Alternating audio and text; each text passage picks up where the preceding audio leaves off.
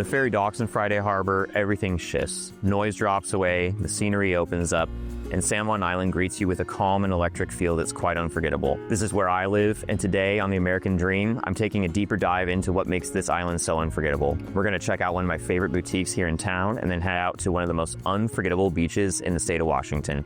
I'm Steven Veneta, this is San Juan Island, let's go.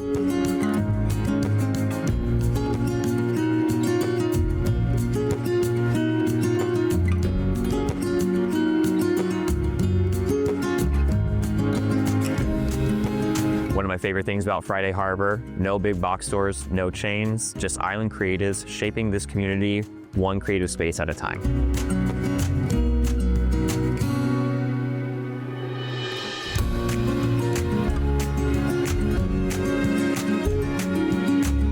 You feel the personality of this boutique the second you walk through the door. Every piece is intentional, nothing is mass-produced or generic. It's curated with soul, style, and a real point of view.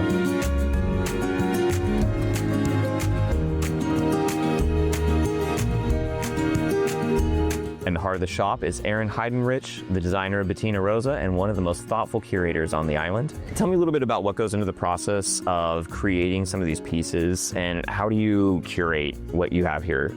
Yeah, I would say my process is very organic.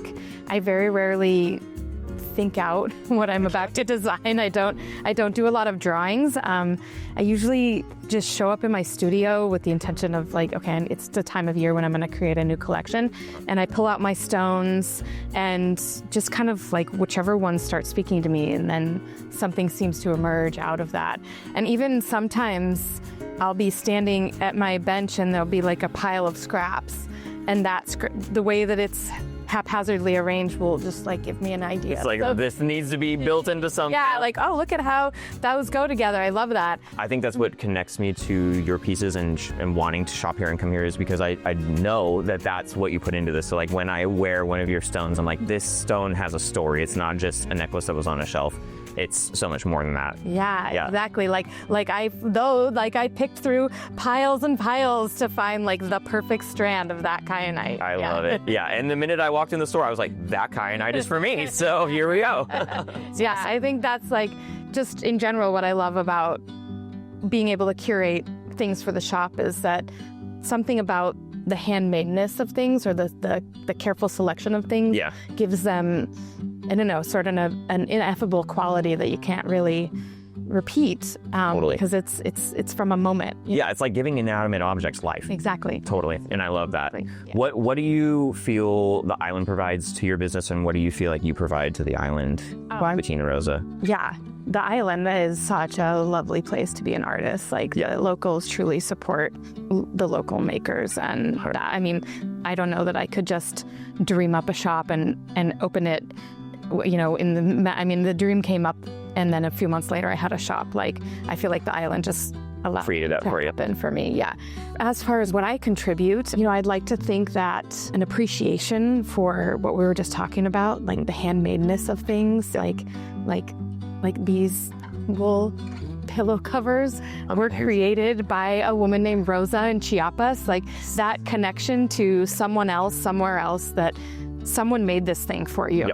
For you to buy. And I feel like that's the connection that I'm making. And kind of mixed in with that is a little bit of like wanderlust because a lot of the pieces that I have are coming from somewhere else. Like a lot of the textiles are coming from Mexico, or they're coming from connections I have in India, or a trip I took to Japan. So it all has some meaning to me and kind of maybe inspires, you know, we get kind of isolated. We can get isolated here on the island, kind of inspires like an outward gaze towards the rest of the world, or at least some contact with it. I love that. It's kind of like an homage to the island in the way it works, because we are a little bit eclectic here, as you know. Like there's a lot of people that kind of just drift in with the tide, and we don't know how long they stay, but most of the time they end up staying here longer than they expect. So that's really, that is so well said. Just little pieces of everywhere, all here on San Juan Island together for us to enjoy. Exactly. You don't know where it's going to come from, but it's like arrived here with some sort of magic. Totally, yeah. I love that so much. Thank you for inviting us into your space and opening up like what, you know, really makes you tick and what created Betina Roza. We're grateful to be here. Thank you. Yeah, Thank let's you. take a look around. Yeah, okay.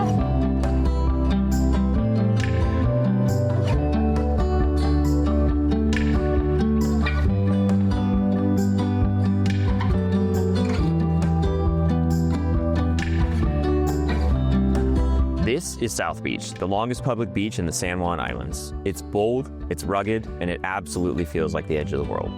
The prairie drops straight into the ocean here, which makes storm watching unforgettable. Foxes run through these grasslands like they own them. And on the right day, you'll see orcas gliding across the horizon like they're in their own documentary. There's nothing polished about this place, and that's exactly why people fall in love with it.